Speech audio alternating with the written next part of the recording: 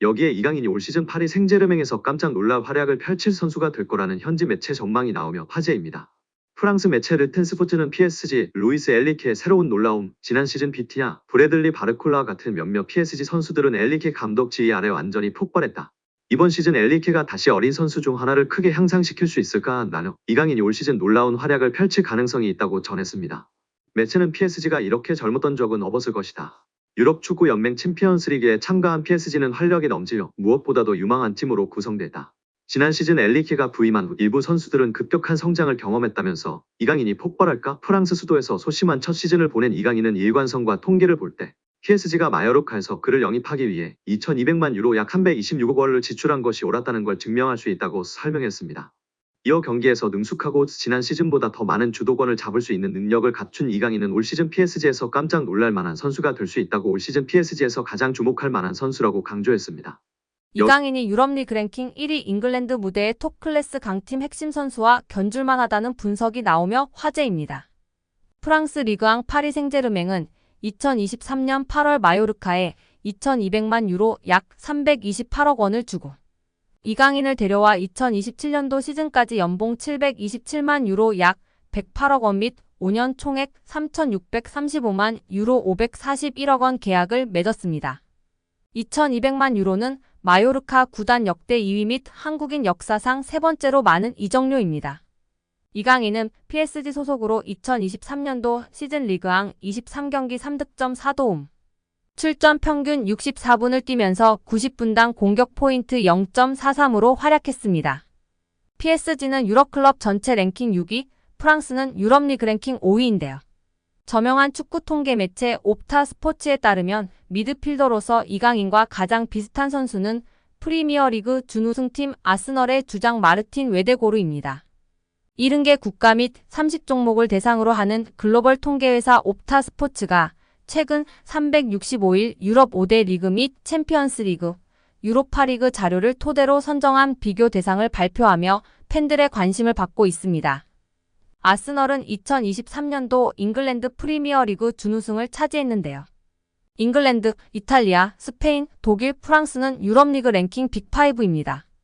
챔피언스리그는 유럽축구연맹 1등급, 유로파리그는 2등급 클럽 대항전입니다. 이강인은 개인 능력으로 상대쪽 경기장 파이널 서드에 진입한 횟수와 공간 침투로 PSG 동료 전진 패스를 받아낸 빈도 둘 다 유럽 메이저 대회 미드필더 상위 1%에 해당했습니다. 혼자서 위협적인 공격을 펼칠 수 있는 데다가 수비가 헐거운 지점에 대한 공간 지각과 상황 인식, 언제 파고 들어가는 것이 가장 효과적인지에 대한 타이밍 판단, 옆이나 뒤로 향하는 전개보다 리시브가 까다로운 전방으로 나가는 패스를 상대 저지를 뿌리치고 내 볼로 만드는 기술이 월드 클래스라는 얘기입니다. 따라서 이강인이 페널티 박스에서 단독으로 들어간 횟수가 최근 365일 유럽 5대 리그 및 챔피언스 리그 유로파리그 미드필더 상위 2%라는 어마어마한 결과가 나왔습니다.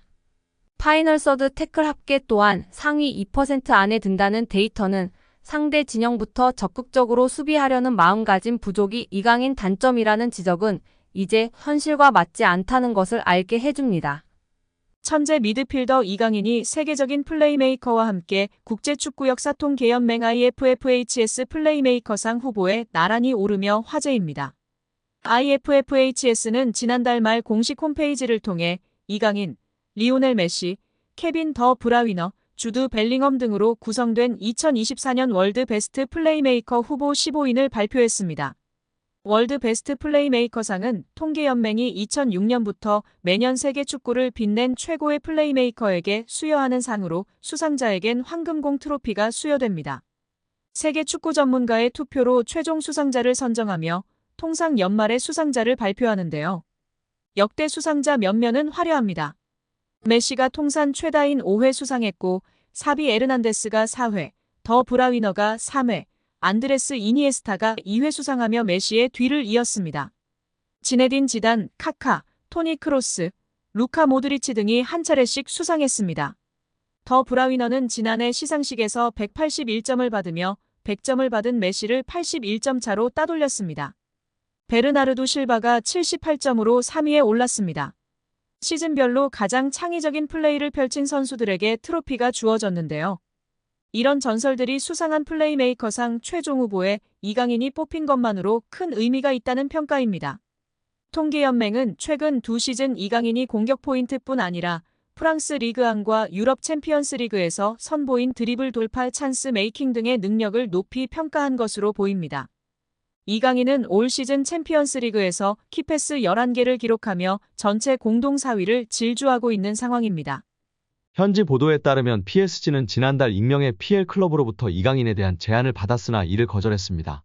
영국에서는 중동 자본을 등에 업은 뉴캐슬 유나이티드가 이강인을 노리고 있다는 루머까지 등장했습니다. 그러나 PSG가 이강인을 팔지 않겠다고 선을 그으면서 이강인의 이적설은 루머에 그쳤습니다. 이어 김민재의 전 소속팀인 나폴리도 이강인과 연결됐습니다. PSG가 음바페의 대체자로 빅터 오시멘을 영입하려고 하는데 오시멘의 이적료가 워낙 비싸니 나폴리 측에서 먼저 지불 구조를 이적료와 선수로 바꿀 것을 제안했다는 내용이었습니다. 이 과정에서 나폴리는 PSG가 내놓을 트레이드 카드로 이강인을 지목했는데 PSG가 곧바로 협상을 접었습니다. 젊은 선수들을 중심으로 팀을 개편할 계획을 세운 PSG의 플랜에서 이강인이 어떤 입지를 갖고 있는지 알 수 있는 대목이었습니다. 최근에는 사우디아라비아에서 이강인에게 관심을 보이고 있다는 소식도 전해졌습니다. 심지어 일부 사우디아라비아 클럽들은 이강인을 리그 최고 연봉자로 만들 생각도 갖고 있다는 보도였습니다. 프랑스 매체 풋 메르카토의 산티 아우나는 일부 사우디아라비아 클럽들이 이강인을 영입하기 위해 PSG와 이강인에게 초대형 제안을 건넬 준비를 하고 있다며 상황을 지켜봐야 한다고 했습니다. 현재 사우디아라비아에서 뛰는 선수들 중 가장 높은 연봉을 받는 선수는 세계적인 슈퍼스타 크리스티아노 호날두로 만약 이강인이 이 제안을 수락할 경우 호날두가 받는 2억 유로 약 2,982억 원 수준의 연봉을 받을 수 있을 전망이지만 이제 막 B클럽에서 도전을 시작한 이강인이 사우디아라비아의 제안을 받아들일 것인지는 미지수입니다. 이정환 엘리케 감독은 이강인을 향한 칭찬을 아끼지 않았었는데요. 나는 스페인 프리메라리가에 있을 때부터 이강인을 알고 있었다. 이강인은 무언가 다르다. 아주 특별한 선수다. 이강인은 미드필더와 공격수를 모두 소화할 수 있다. 우리 방식이 아주 잘 맞고 공이 있을 때나 없을 때나 영리하다. 다재다능하고 체력적으로 강하며 기술까지 뛰어나다. 나는 이강인과 함께할 수 있어 아주 기쁘다고 극찬했었습니다. 대한축구협회 임원들이 지난해 법인카드로 가장 많은 금액을 지출한 곳이 축구협회 최영일 부회장 배우자가 운영하는 서울 송파구의 일식당으로 확인되며 파장입니다. 더불어민주당 강유정 의원실이 대한체육회 스포츠 지원 포털 시스템을 통해 확보한 2023년 축구협회 임원 14인의 법인카드 사용 내용을 분석한 결과 법인카드로 가장 큰 금액을 사용한 식당은 364만 5천 원이 결제된 서울 송파구의 S식당이었습니다. S식당은 최 부회장 부인인 강모 씨가 운영하는 일식당인데 축구협회가 지난해 법인카드를 사용한 총 867곳 가운데 총액 기준 제일 높은 액수가 결제됐습니다. 이 일식당은 축구협회 사무실과 거리가 있는데도 지출한 금액은 가장 컸습니다. 임원들은 S식당에서 총 20회 법인카드로 결제했는데 이는 택시비나 카페 이용 등을 제외하면 건수로도 가장 많았습니다. 서울 종로구의 한 한식당과 함께 공동 1위였는데요. 1건당 18만 2,250원을 결제했습니다. 이를 두고 축구협회 공금을 최 부회장의 배우자 식당에 몰아준 것 아니냐는 지적이 나왔습니다. 최 부회장 배우자는 이와 관련 작년에는 최 부회장과 결혼한 사이가 아니었고 서로 호감을 갖는 정도의 사이였다. 올해 2월 15일 결혼식 없이 혼인신고만 했다며 무엇보다 남편을 제외한 대한축구협회 임원들은 아는 사이가 아니다라고 했습니다. 이게 더 웃긴데요. 썸녀에게 호감을 사기 위해 몰아주기 했다는 게 더욱 분명한 사실이 되었습니다. 축구협회는 2017년 9월 법인카드를 사적으로 유용해 당시 조중현 축구협회 회장과 이회택 부회장 등 전현직 임직원 12명이 경찰에 입건되는 일이 있었습니다. 당시 조사 결과 축구협회 임직원들은 골프장과 유흥주점, 노래방 등에서 법인카드를 사용했습니다. 이번 최 부회장 사례처럼 가족과 지인 식당에서 법인카드를 사용했다는 논란도 있었습니다. 축구협회는 앞서 법인카드 사용 내역을 밝히라는 대한체육회 감사 지적에 사용 내역 없음이라고 공시한 것으로 드러나 비판을 받은 바 있는데요. 이후 법인카드 사용 내역을 공개하라는 요구가 번지자 대한체육회 스포츠 지원 포털에 지난해 법인카드 사용 내역을 공시했습니다.